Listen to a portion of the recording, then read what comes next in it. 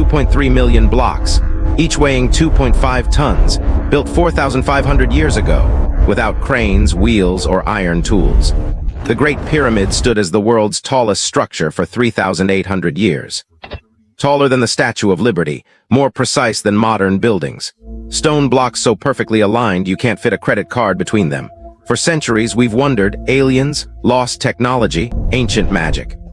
But in 2024, archaeologists finally discovered the truth hidden inside the Great Pyramid. A secret passage, an ingenious system, and it changes everything we thought we knew. Today, we're revealing the 10 methods that made the impossible possible.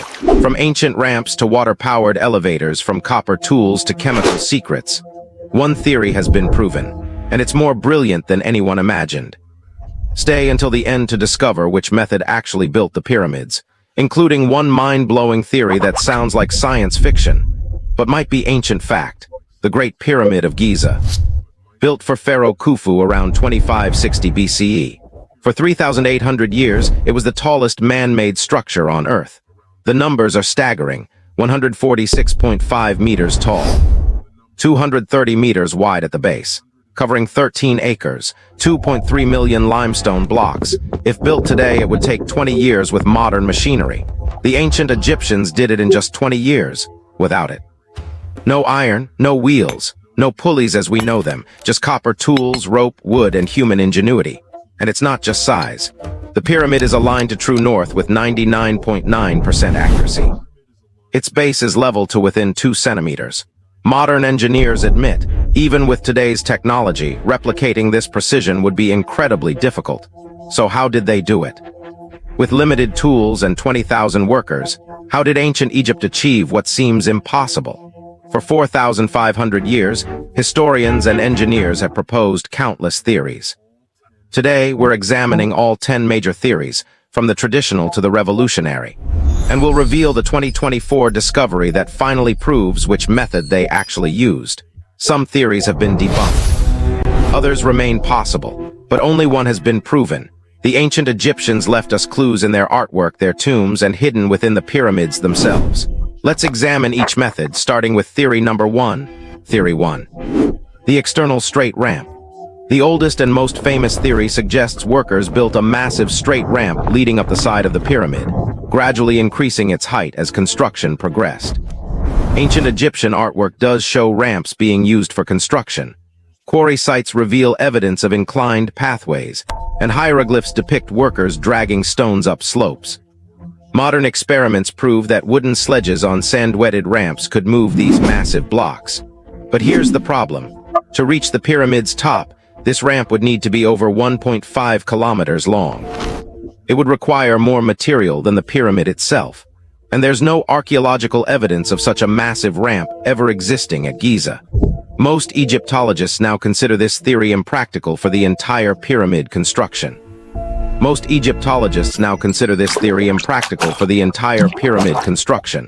But wait until you hear theory number 7. It involves water shafts, hidden chambers, and a system so advanced it sounds like science fiction. Theory 2, the spiral ramp. This evolved version suggests workers built a ramp that spiraled around the pyramid's 4 sides, like a mountain road switchback system. This solves the length problem. The ramp could remain manageable while reaching any height. Ancient Greek historian Herodotus described such a system. Archaeological evidence from other Egyptian sites shows spiral ramps were definitely used for smaller structures. Teams could work on multiple sides simultaneously. The issue? Corners. As the ramp wrapped around, it would cover the pyramid's corners, making it impossible to maintain the precise alignment we see today. How could they ensure perfect angles if the corners were constantly covered? Likely used for the bottom portion, but probably not the entire structure.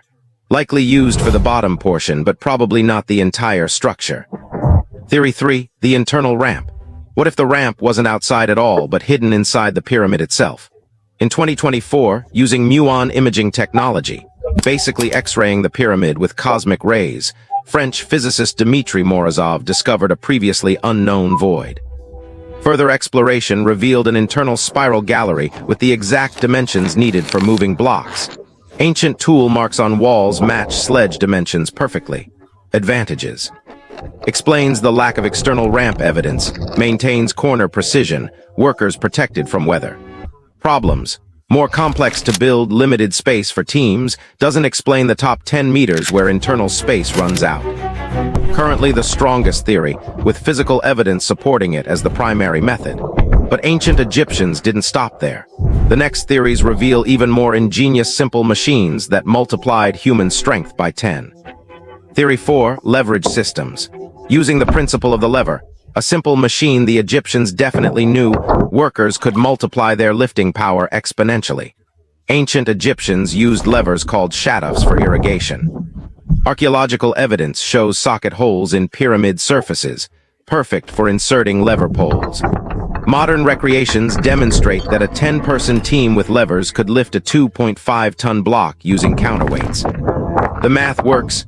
A 12-foot lever with 2,000 pounds of counterweight could lift 2 tons. Excellent for fine adjustments and lifting stones the final few meters, but difficult for long-distance horizontal movement. Likely used in combination with ramps, not as a standalone method. Widely accepted as a finishing technique for final block placement.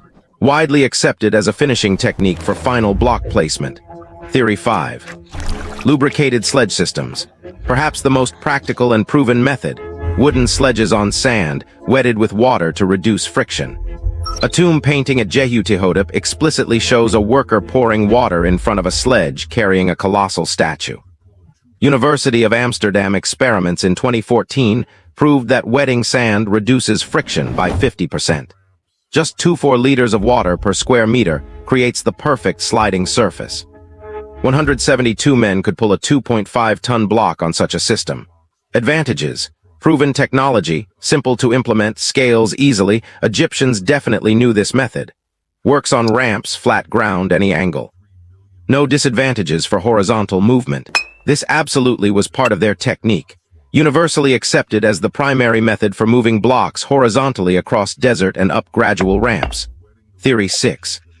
Advanced copper tool technology.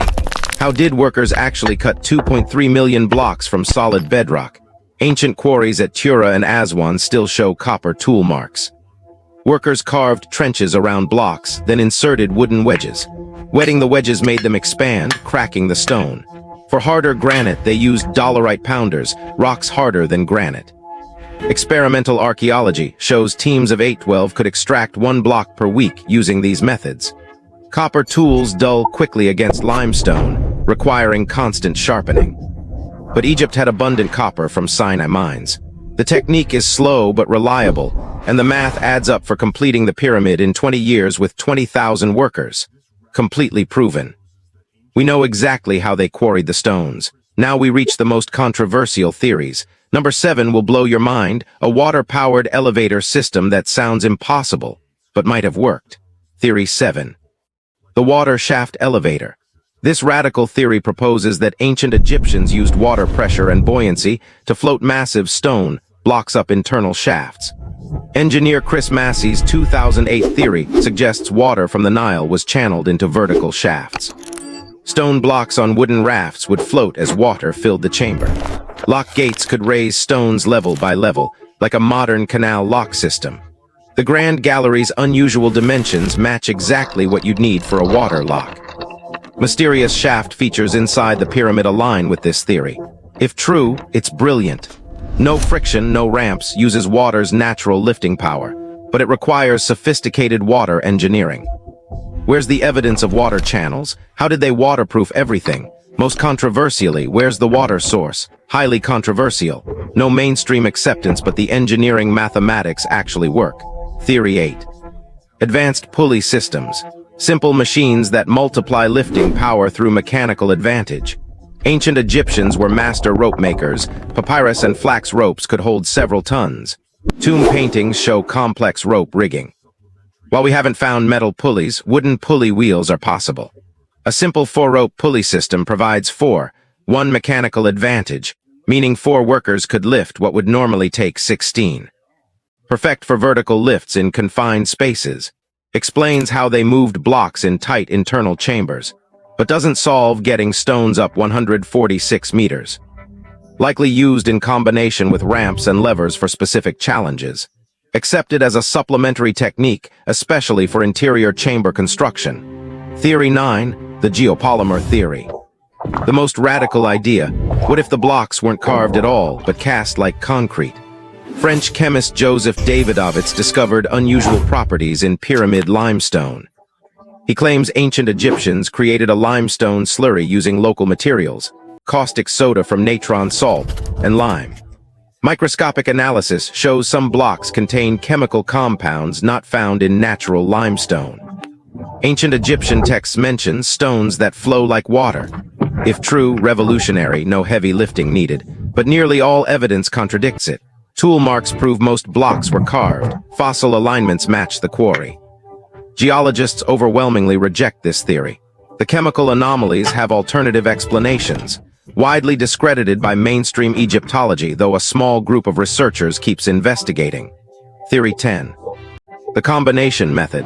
What if they used all these techniques together, each solving a different challenge?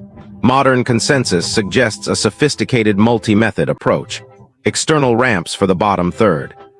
Internal spiral ramps for middle sections. Lever systems for fine placement. Wooden sledges on wetted sand for all horizontal movement. Pulley systems for interior chambers. Each method solving specific problems at different construction phases. This explains everything. The lack of massive external ramp evidence, the precision, the speed, the 2024 internal ramp discovery.